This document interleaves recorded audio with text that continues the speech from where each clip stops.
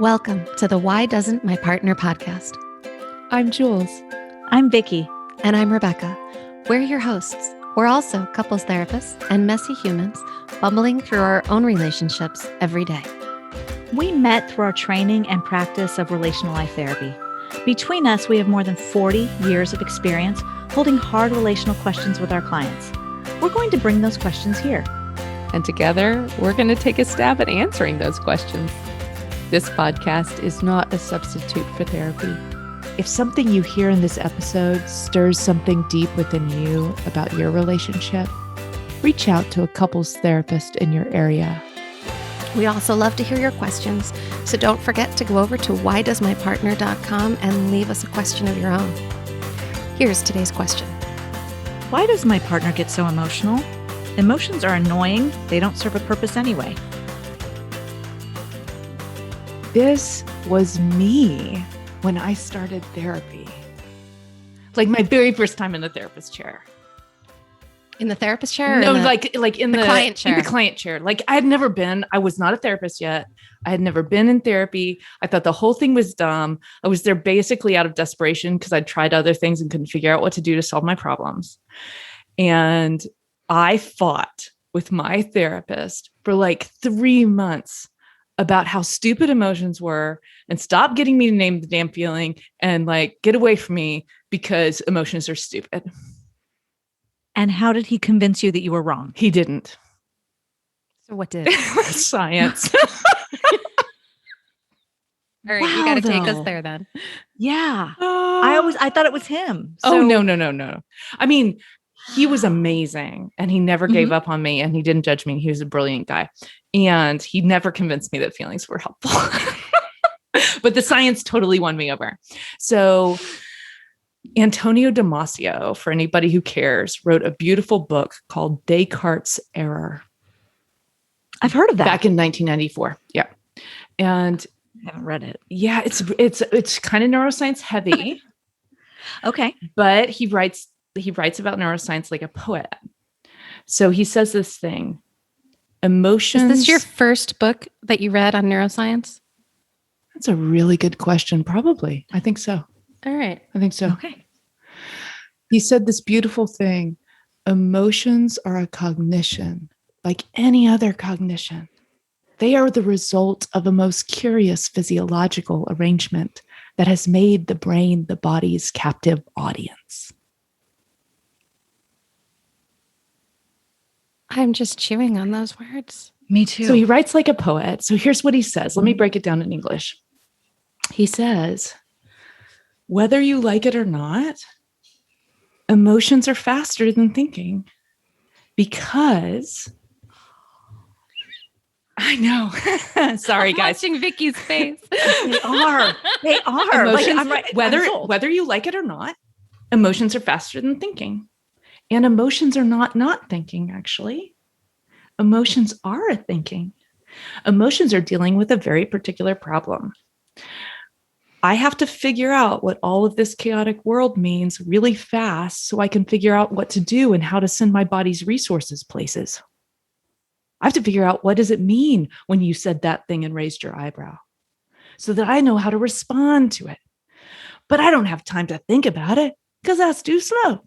So I have all these sensations and my brain is watching my body. It's its captive audience. My brain is watching my body and trying to make sense out of all these sensations going on down here and all this input coming in, and it's comparing it to everything I've ever learned. And in, about an eighth of a second or so, it goes, ta-da, meaning. And that meaning is what we like to call emotion. And it's faster than any thought will ever be. And so it doesn't matter if you like them or not, or think they're stupid or not. They will run your life because they are faster. That's one point. But the other point, which is even cooler, is how important they are in everything. It turns out that there are 3 different areas in your brain: your prefrontal cortex, your right parietal lobe, and your anterior cingulate cortex. For anybody who cares, there it is, so you can look it up. Plain English. There are these 3 different places that are hubs for processing emotion. And if you lose any one of them, you lose all sorts of stuff.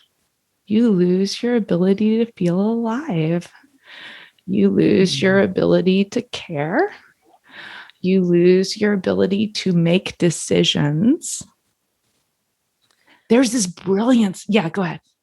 No, I was like, that's a prefrontal cortex piece. Some I know of that it, one. Some of it, but not all of it. Actually, no, because if I lose my right parietal lobe, I also cannot make decisions. Want to know why?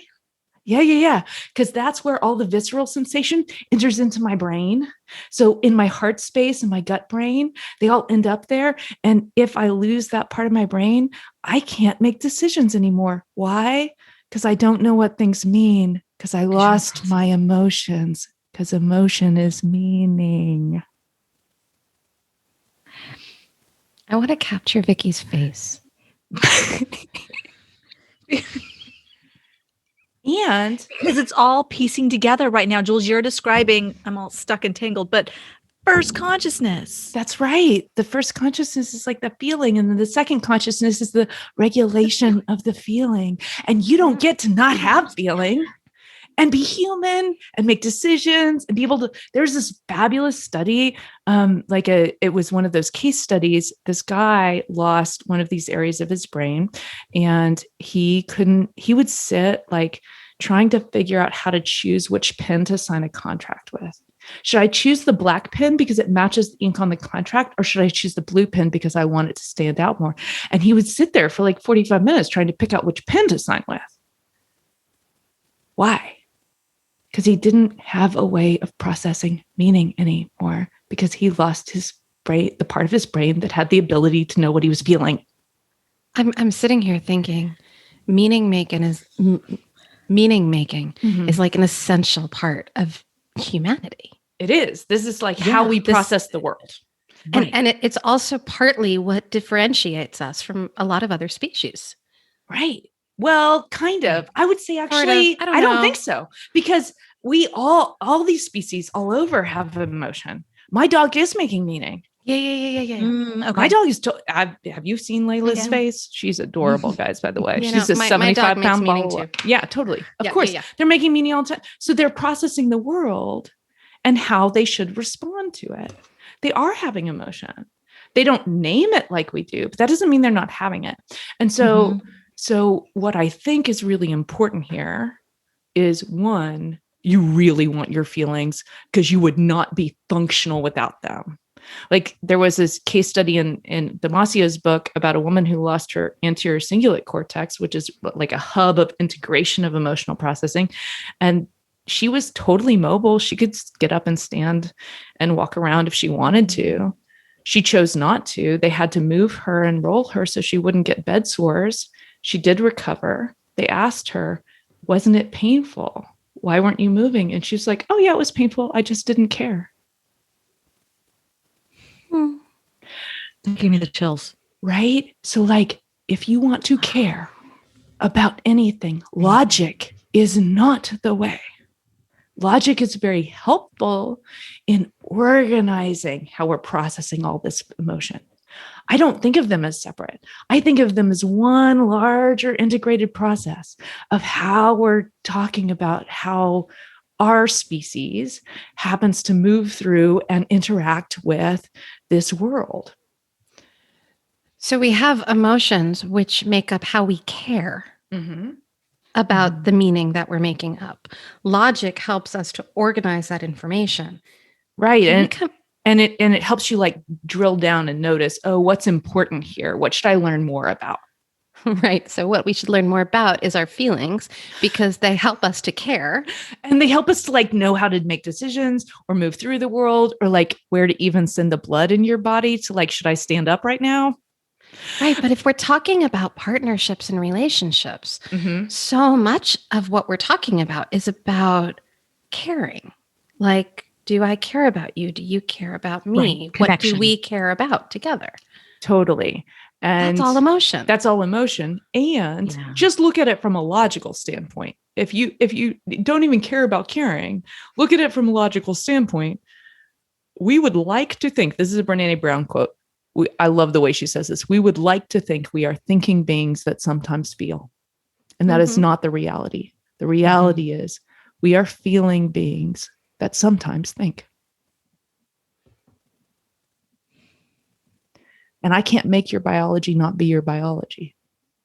So whether you like it or not, You're a feeling. you're a feeling being. The difference is that you may be a feeling being who knows you're feeling, or you may be a feeling being who doesn't know what you're feeling. And that makes all the difference. So we're talking about consciousness. Like, yeah. So should we play the game?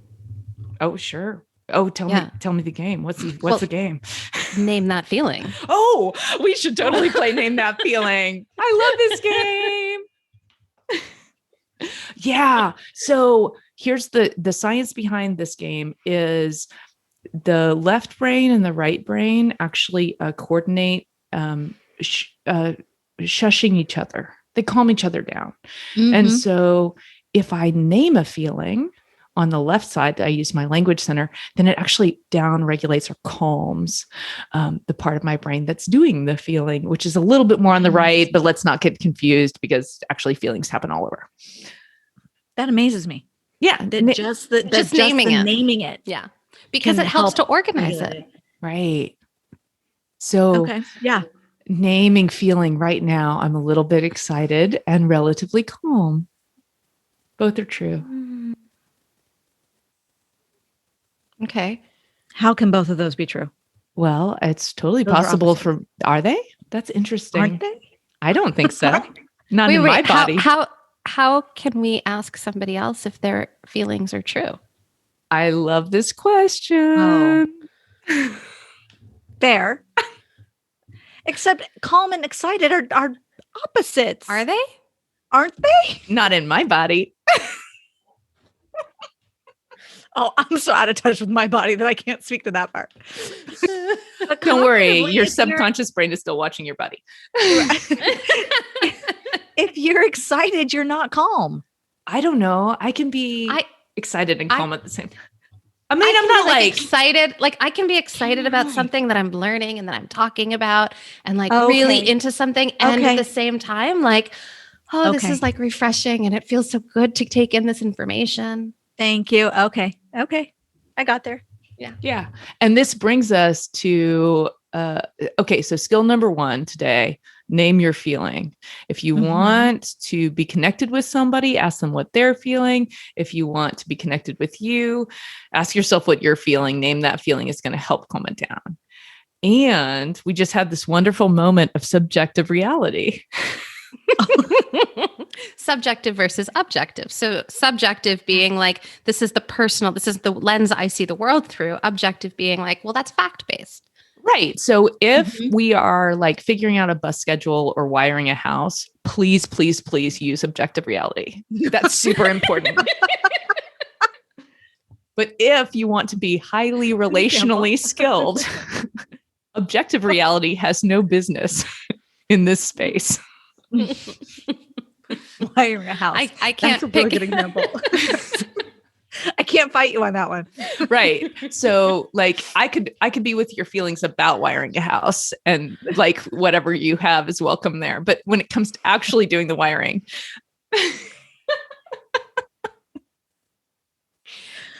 I wasn't expecting that example. That really gave me the giggles. Right.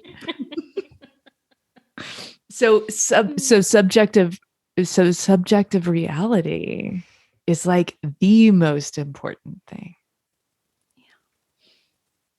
Awareness of it, right? Like being aware that this is my subjective reality. Yeah. When it comes to relationships. Yeah, exactly. Yeah. Being aware. Right. Yeah. Right. Because when it comes to relationships, like there isn't really an objective reality. Because whenever I'm seeing anything about what happened between us, even if we had a video recording of it, I'm taking it in through my own lens of how I see things. Right. Yeah. I mean, we could like count the steps and both agree you walked 5 steps, but I could say you were walking angry and you could say, no, I was walking sad. And who's right? And the answer is, who cares? because that's not what's important. What's important when it comes to being in relationship is feeling deeply seen. To be known. Mm-hmm. Mm-hmm.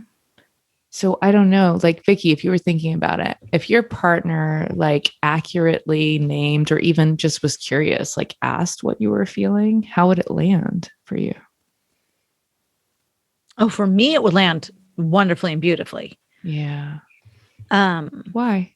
Because I'm a very cognitively emotional person and I want to have that connection. Mm-hmm. And I'm actually not speaking for my husband right now because we haven't talked about this. I can tell you for some of my clients, they might feel like invaded by that. Mm-hmm. Like, this is my, like, this is my privacy, but like, I don't want to be that vulnerable with you.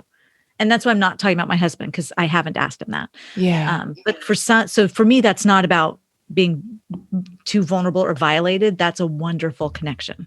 Yeah. And then for other people, subjective. Yeah, it's so subjective. So for other people, it might feel like invasive a little bit. Mm-hmm. That's what I'm saying. Yeah. Like, so if I were to say to you, Jules, you look like you're pretty angry right now. That's a good way to piss me off. I'm like, I love or like she starts laughing though. Like, well, that's a good way to show me that I'm not right.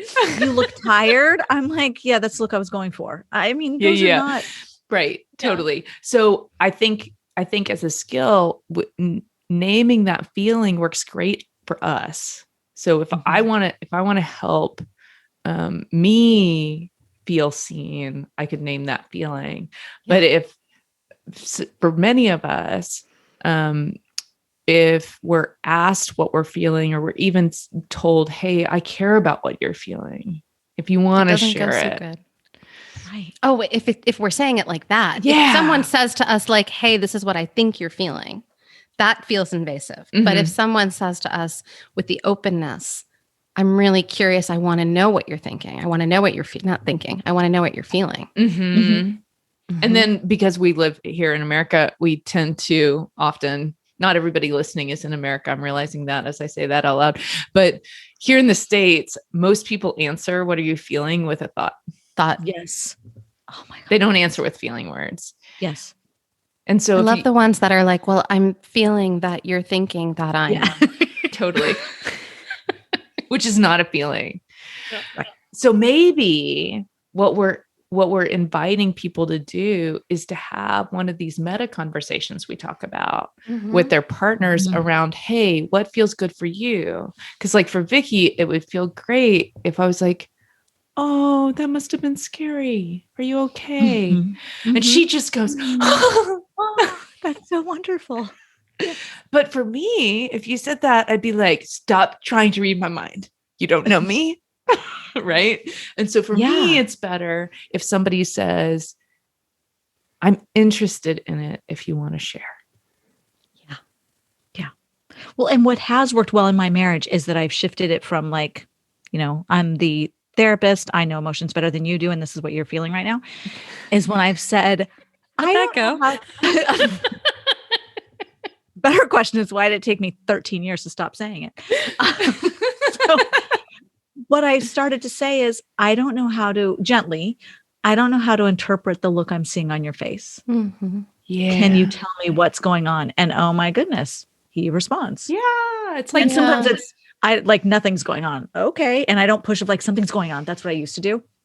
And I go, okay. And oftentimes, sometimes he will very calmly say, oh, there's nothing going on, or this is on my mind and this is on my mind. It shifted everything, rather than me trying to tell him, I can see what you're feeling and I know better than you do. So stop trying to tell me I'm wrong. Mm-hmm. Didn't go well. Mm-hmm. Yeah, that never goes well. So see here's we had two skills. One would be name that feeling, that's mostly for you. And the other is embrace the subjectivity of it. Yeah. Yes. Because you were experiencing one thing and he was experiencing a different thing. Yes. And that's okay. So that's a great place for us to land today. Yeah. With these two skills, with naming the feeling and embracing the subjectivity. And let's just add in understanding the science. I was just going to say, yeah, understand the science and really embrace yourself as a feeling being. Like it or not, it is you. Mm-hmm. Like it or not. The science behind it, well, Rebecca saw my face. Blew my mind. It pieced everything together for me. So thank you for that. Yeah. All Gotta right. make those faces like vocal or something like that. All right. We'll see you guys next time. Take care. Bye-bye. That wraps up this week's episode. Join us again next week for another Why Does My Partner? We hope that you continue to listen wherever you get your audio and that you'll follow the show. To go deeper, join us at our bootcamp. You'll find the next date at whydoesmypartner.com. Did you know you could ask us your question? Your questions are relational gold. Go to whydoesmypartner.com to either write in or record your question for a future episode.